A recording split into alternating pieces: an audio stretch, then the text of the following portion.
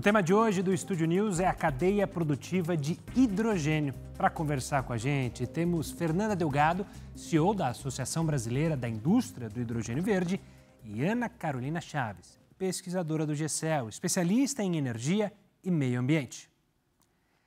Sejam muito bem-vindas, Fernanda e Ana. Obrigado pela participação. Começando meu olá para a Fernanda. Um prazer recebê-la aqui para falar sobre esse tema. Obrigada, Gustavo. É um prazer. Em nome da ABIV, eu agradeço o convite. Ana, obrigado também pela participação aqui, para a gente entender essa história de combustível do futuro, né? Olá, Gustavo. Obrigada. Obrigada também pelo convite. Estou aqui representando o grupo de estudo do setor elétrico.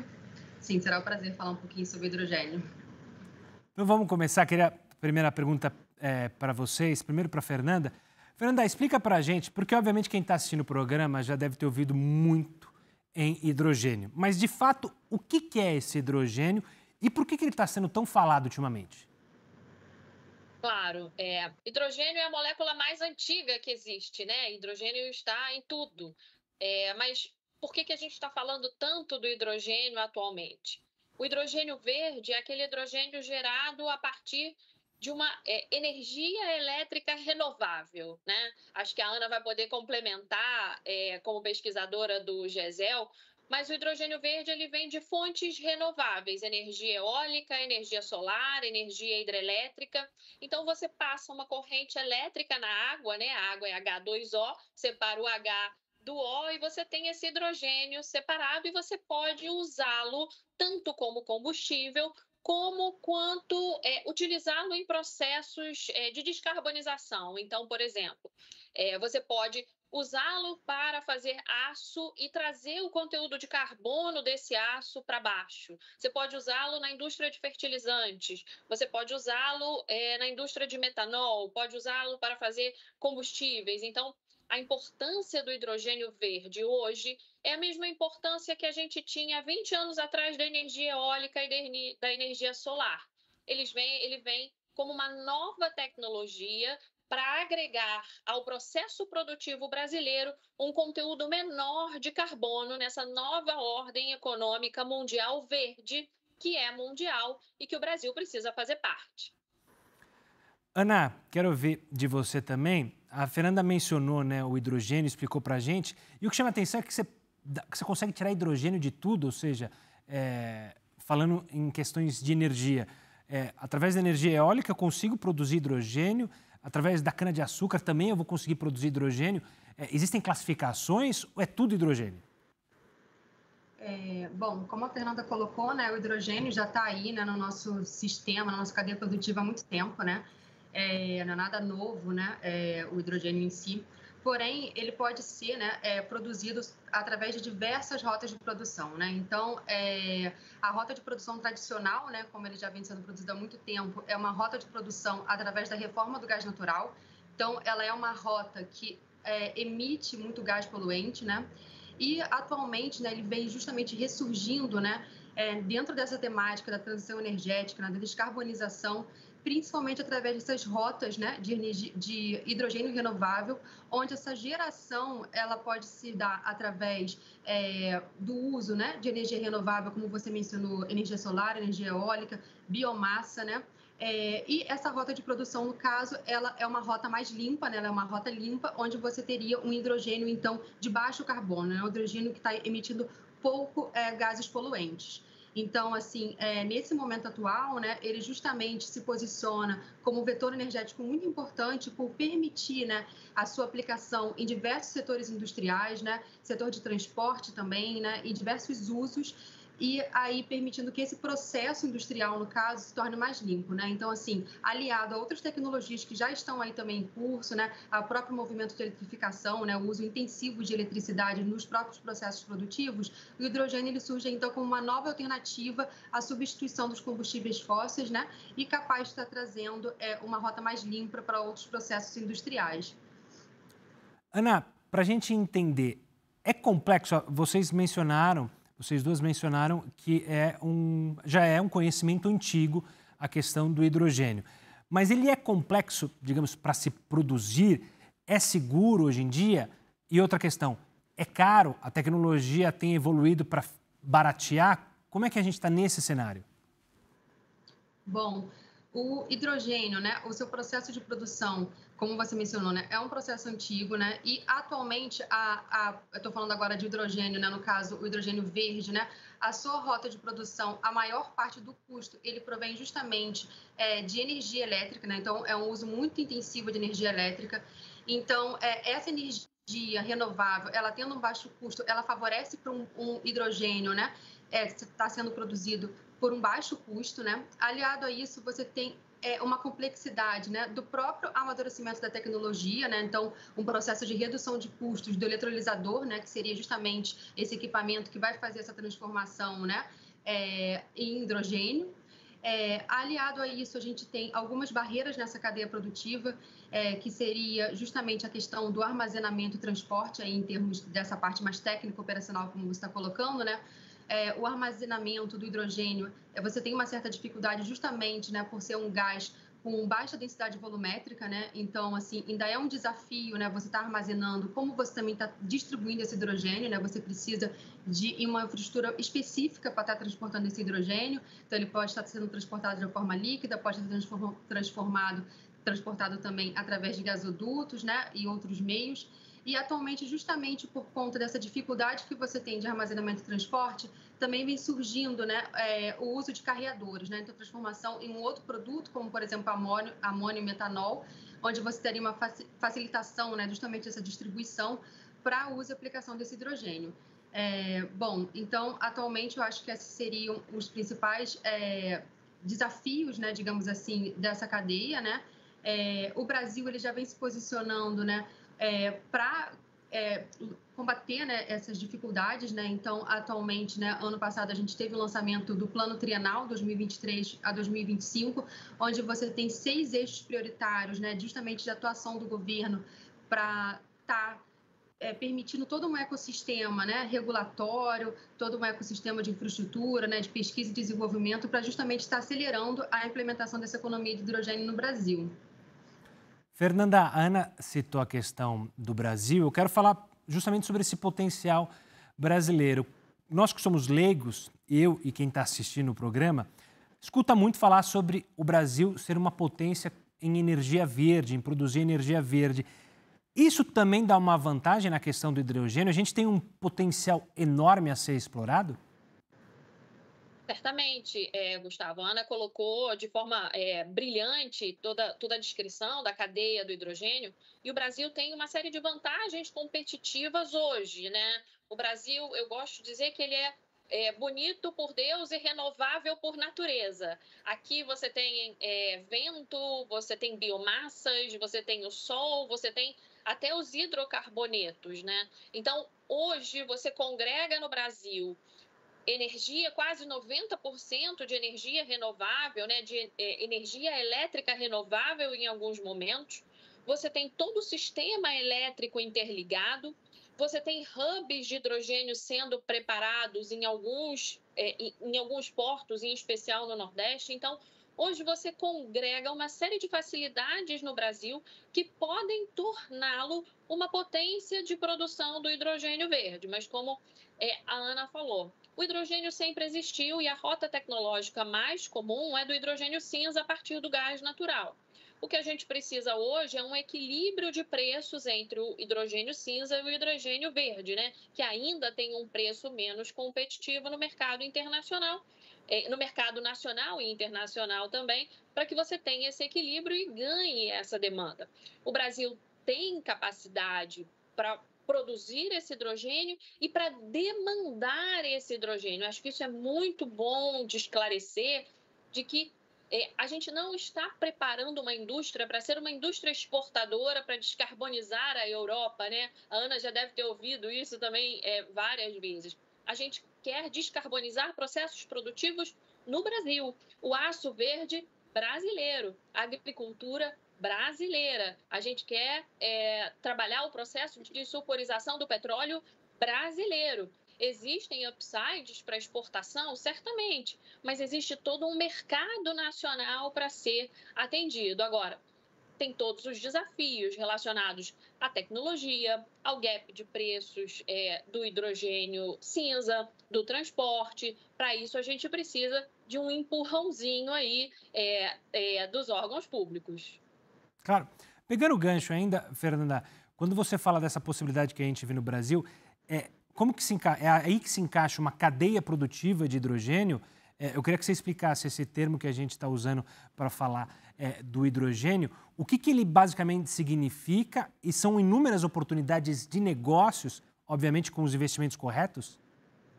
São oportunidades de negócios, Gustavo, e oportunidades de emprego. Eu acho que isso é sempre muito bom de frisar. Aqui na ABIV, nós temos um estudo em que o impacto econômico que a gente vislumbra nos próximos anos, até 2050, são de 7 trilhões de reais em investimentos diretos, indiretos e afetos no PIB brasileiro, só da indústria de hidrogênio, do adensamento da cadeia produtiva do hidrogênio, como a Ana descreveu. Então, desde a instalação dessa indústria de eletrolisadores até indústrias afetas, até quem vai transportar, quem vai produzir, quem vai consumir, quem vai construir gasodutos para esse transporte, quem vai fazer amônia, quem vai fazer metanol, quem vai trabalhar isso no aço, quem vai fazer fertilizantes, a atração de indústria de fertilizantes. Então, é um adensamento de uma cadeia produtiva muito larga, muito sofisticada, né? Quando você fala na cadeia do hidrogênio, não é uma commodity, né? Não é um produto primário. É uma indústria extremamente sofisticada, de alto valor agregado e que tem aí a possibilidade de gerar muitos investimentos e muitos empregos aqui para o Brasil. Ana, eu queria tentar entender também, quando a gente fala sobre essa cadeia de hidrogênio, a gente já pode exemplificar na nossa sociedade o funcionamento disso ou ainda a gente está num campo muito de experimentação, teórico, iniciação, ou de fato a gente já tem o hidrogênio no nosso dia a dia? Bom, em termos, né, do hidrogênio cinza, como a gente colocou, né, ele já vem sendo aí empregado, né, em diversos setores industriais, né, seja na produção de fertilizantes, né, seja na indústria petroquímica, né, então ele já é aplicado. O que a gente não tem aí massivamente aplicado, né, é justamente esse hidrogênio renovável, né, esse hidrogênio de baixo carbono. E a gente, no momento, a gente já percebe uma movimentação estratégica de diversos países justamente para estar formulando uma série de políticas públicas, né, abrindo linhas de financiamento, para justamente estar favorecendo essa aceleração, né, da economia do hidrogênio.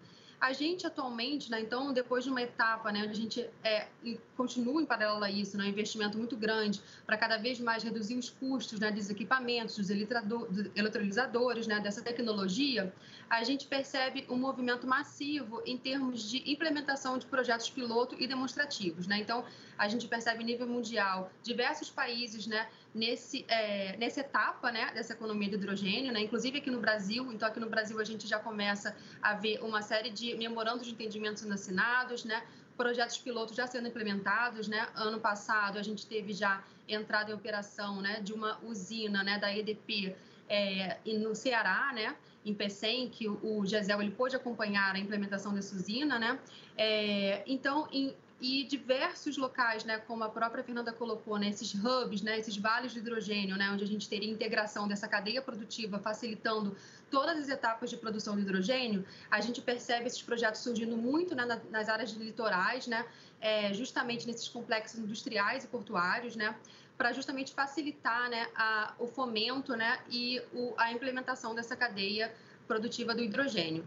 Então, a nível mundial, a gente percebe já tem diversos países que estão se tornando cada vez mais referentes nessa economia de hidrogênio, né? Seja porque já tem um planejamento estratégico um pouco mais avançado, né? Seja porque já tem um número de projetos instalados, né? Já maior, né? Projetos já indo, né? Migrando de projetos piloto para projetos de maiores escalas, né? Dentre esses países, a gente destaca, né, os países da própria União Europeia, né, Estados Unidos, né, a Índia, a Alemanha, né, e a gente consegue perceber... O Egito agora, né, desculpa, o Egito agora, né, Ana? Sim, sim. Bom, e a gente consegue, né, Fernanda, perceber, dentre esses países todos, né, que vem se movimentando, uma certa diferenciação em termos desse posicionamento, né? Então, no próprios planos estratégicos, alguns países, eles já vêm se colocando, por exemplo, como países que vão ser exportadores de hidrogênio, outros países, eles já se posicionam como importadores, como, por exemplo, o caso da Alemanha, o caso do Japão, países que se posicionam como uma estratégia mais de autossuficiência, como é o próprio Estados Unidos, Reino Unido, países que vão ser líderes de tecnologia, né? E países também que se posicionam nessa questão desse hub logístico, né, para exportação ou até mesmo para abastecer o mercado interno, né, como é o caso da Holanda, por exemplo, né? Então, a gente já começa, sim, a despontar, né, e migrando cada vez mais, né, dessa rota tradicional da reforma do gás natural para a aceleração dessa implementação desse hidrogênio renovável e de baixo carbono. Então, a gente já consegue ver, sim, em diversos países esse movimento, um movimento que vem se intensificando principalmente aí a partir de 2020, né? A gente percebe um despontar muito grande de estratégias a nível nacional em diversos países, e o Brasil, ele está seguindo essa tendência global, né? Como a própria Fernanda colocou, a gente vem trabalhando, né? O país, ele vem trabalhando pela elaboração, né, do Plano Nacional de Hidrogênio, na implementação desse próprio plano trienal, com diversas ações, priorizando justamente o desenvolvimento dessa economia aqui no Brasil. Fernanda, eu quero tentar entender um pouco se a gente teve um up no hidrogênio justamente com as questões climáticas, os problemas que a gente vem enfrentando no mundo e o quanto o hidrogênio é um ponto central para o que muito se fala hoje de descarbonizar a indústria. Ele é essencial para a gente buscar isso, não só o Brasil, mas todo o mundo? Gustavo, hoje o hidrogênio é a tecnologia que a gente tem na mão, né? Eu gosto de frisar que existe o avanço tecnológico contínuo. E hoje o hidrogênio é o que a gente tem de mais pronto e é aquilo que a gente tem de mais dominado para trazer o conteúdo de carbono para baixo de vários processos produtivos. A partir desse ano, por exemplo, você já tem uma sobretaxa em uma série de produtos ao entrarem no mercado europeu, por exemplo. Então, quanto maior o conteúdo de carbono, seja de produtos agrícolas, seja de aço, seja de uma série de produtos para entrar no mercado europeu, quanto maior esse conteúdo de carbono, maior a taxação de importação desses produtos. Ou seja, exige que aquele exportador ele se adeque a essa nova ordem econômica. Então, o hidrogênio hoje é o vetor energético que, ao ser inserido nesse processo produtivo, ao ser trocado pelo combustível fóssil, pelo diesel, pelo carvão, por exemplo, ou pelo óleo combustível, ao ser substituído, ele diminui o conteúdo de carbono daquele produto. Logo, você tem uma redução dessa taxa ao entrar nesse novo mercado, nessa nova ordem econômica mundial. É lógico que a tecnologia sempre avança, né? A ciência sempre avança, mas hoje o hidrogênio verde é o que a gente tem de melhor, de mais pronto para reduzir esse conteúdo de carbono em direção ao cumprimento do Acordo de Paris, das metas do Acordo de Paris, em direção à estabilização da temperatura da Terra em 1,5 graus, dos quais todos nós, né, quase todos os países, são signatários.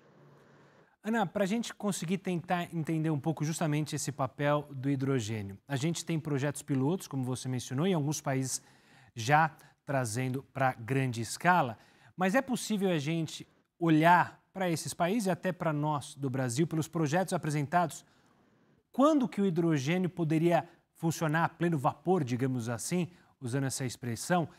Há metas a serem batidas e essas metas estão para quantos anos?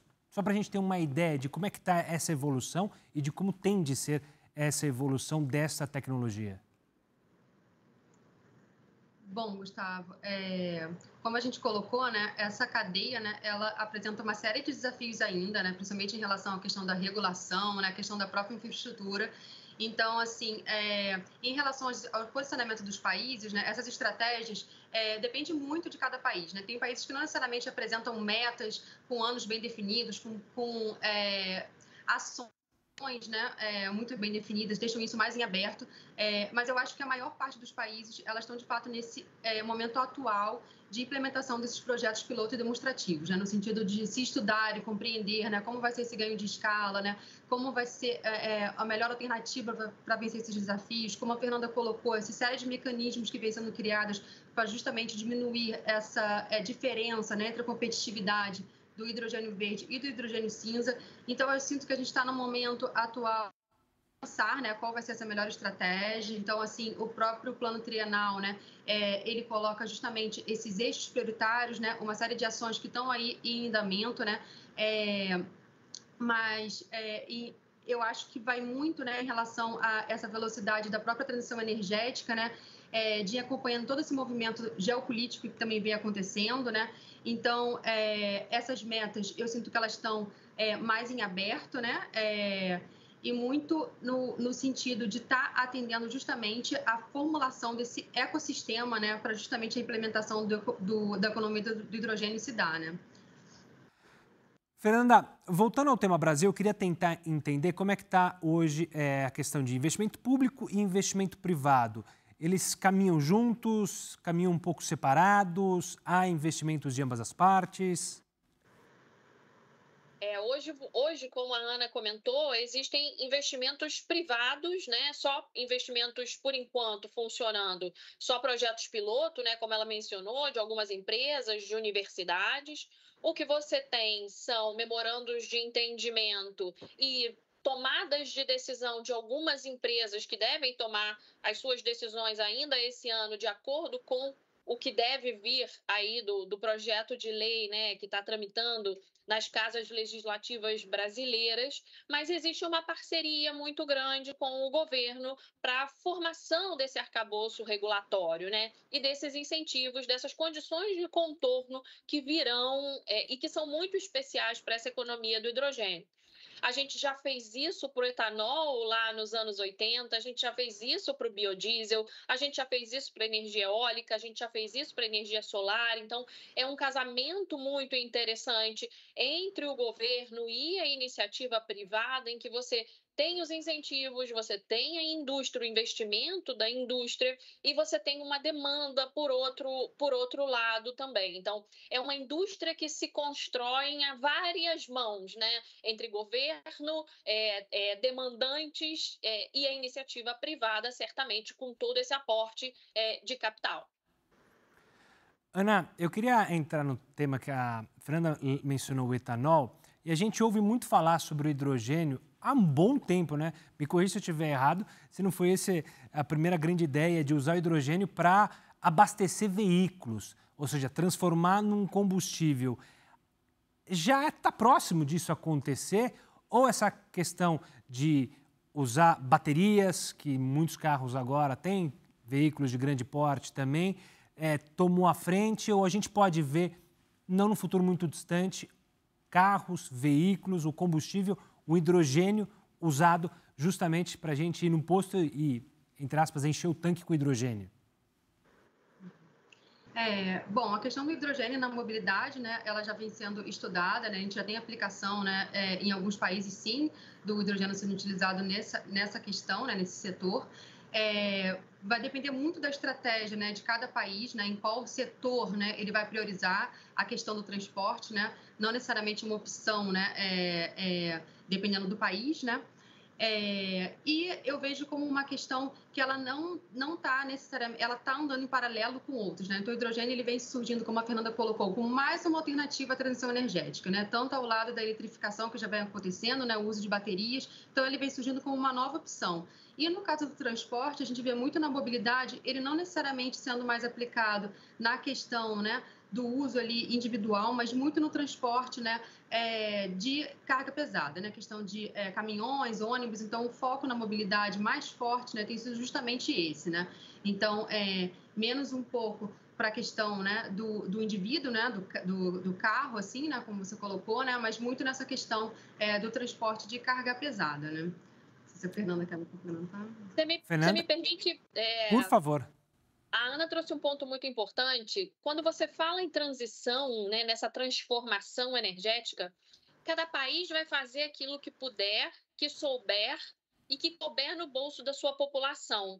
Então, o uso do hidrogênio ou da energia eólica ou de outra tecnologia, né? A ciência avança continuamente, vai depender de cada país. Então, aqui no Brasil, o hidrogênio, nós vamos utilizá-lo para descarbonizar processos produtivos. Em outra economia, o hidrogênio pode ser usado como carburante. Em outra economia, pode-se não utilizar hidrogênio. Então, cada economia vai ter o seu planejamento energético integrado de acordo com a sua expertise, de acordo com aquilo que melhor couber, dentro do que ele souber se fazer. Não tem uma solução única para todo mundo. Eu acho que isso é importante mencionar. E eu acho que essa é até uma das vantagens do próprio hidrogênio, né, Fernanda? Justamente por ele conseguir ter essa gama de aplicações muito diversas, né? Ele está sendo muito priorizado por diversos países. E cada país, a gente percebe que vem usando uma estratégia diferente. Ora para o setor residencial, ora para o setor de transporte, indústria, né? Então, é justamente como ela colocou, vai depender muito do recurso que aquele país tem disponível, né? Do próprio interesse, né, dele, né? Como ele prioriza suas ações na questão do planejamento energético. Então, o hidrogênio ele vem surgindo, ele tem justamente essa posição de destaque, né? Com essa diversidade de funções que ele consegue ter aplicação e consegue descarbonizar esses diversos setores, né? E como ela colocou, essa transição é um processo aí que não é linear, né? Ela tem uma diversidade de caminhos, né? E cada país vai adotar o que lhe cabe, né? O mais adequado para ele. Claro, eu queria fazer uma última pergunta para ambas, queria ouvir um pouco de cada uma, sobre, vocês falaram um pouco das dificuldades ou dos desafios, digamos assim, que a gente enfrenta ao trabalhar com hidrogênio, os desafios que a gente tem pela frente. Olhando especificamente para o Brasil, quais seriam os principais desafios, além, obviamente, desses que se mencionaram, investimento? A infraestrutura, ela tem que ser muito alterada para a gente conseguir fazer funcionar toda essa cadeia de descarbonização do uso do hidrogênio? Queria começar, então, com a Fernanda, depois ouvir a Ana e, infelizmente, encerrar nossa conversa, que está sendo uma aula. Uma pena encerrá-la mesmo. Gustavo, sim, temos vários desafios, mas a indústria avança pelos desafios, é assim que a gente cresce, é assim que a gente constrói. É uma indústria nova, sofisticada, que tem muito a agregar ao país inteiro. Existe um interesse muito grande de empresas nacionais e internacionais em adensar essa cadeia produtiva. Então, a gente tem desafios regulatórios, a gente tem desafios de fechar esse gap de preço entre o hidrogênio cinza e o hidrogênio verde. Para isso, a gente precisa do auxílio do governo com esses incentivos. A gente tem questões de infraestrutura, que precisa de investimentos em infraestrutura, tanto logísticas quanto em transmissão, mas o que seria de nós, né, se não tivéssemos esses desafios todos, tanto do ponto de vista privado, quanto do ponto de vista da academia, quanto do ponto de vista da construção de política pública. Política pública é consenso, e hoje a gente vê um espaço muito interessante em todas as casas do governo de escutar muito a sociedade, né? Espaços como esses que vocês dão de escutar a sociedade são muito importantes para trazer a sociedade para o debate e trazer informação. E o governo faz isso, né, de trazer informação, de buscar, escutar e de construir a política pública de forma a que melhor integre a construção dessa indústria. Então, os desafios sempre vão acontecer e a gente está aqui para superá-los. Quero ver a Ana agora. Como a Fernanda colocou, né, a gente percebe todo esse movimento justamente de superação, né, de uma série de ações sendo priorizando aí diversos eixos, né, em relação a tá vencendo esses obstáculos que se colocam nesse momento inicial, né, o que é normal, como ela colocou, né, uma indústria nascente, né, uma indústria que tem aí uma série de desafios pela frente, né.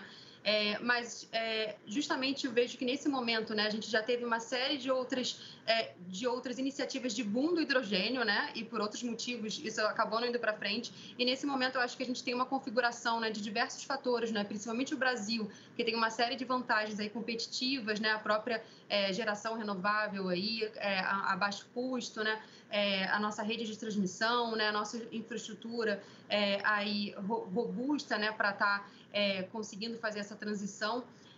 Então, acho que a gente hoje em dia configura, né, uma série de oportunidades para estar justamente implementando, né, esse vetor energético no Brasil para contribuir com esse movimento de transição aí ao lado também de outras alternativas que a gente tem para estar promovendo, né, essa mudança, né, da nossa matriz energética cada vez para um caminho aí descarbonizado, mais sustentável, né, e limpo, né. Bom, acho que seria isso. Ana, quero agradecer demais a sua participação aqui, parabenizar pelo trabalho que você faz e espero, numa próxima oportunidade, a gente conversar mais sobre esse assunto que tende a crescer cada vez mais. Obrigado, Gustavo, pela oportunidade, pelo convite. Fernanda, também quero agradecer demais a participação e espero revê-la para a gente debater mais, entender mais esse processo e ajudar a sociedade a estar a par dessa inovação que a gente tem pela frente. Eu que agradeço, sou eu quem agradece o convite em nome da ABIV, Gustavo. Obrigada mais uma vez. Felizmente, o Estúdio News de hoje fica por aqui. Eu conversei com a Fernanda Delgado, CEO da Associação Brasileira da Indústria do Hidrogênio Verde, e a Ana Carolina Chaves, pesquisadora do GCEL, especialista em energia e meio ambiente. Você já pode acompanhar essa nossa conversa lá no nosso canal no YouTube, também pelo Play Plus e pelo nosso podcast. Eu espero você no próximo programa. Até lá!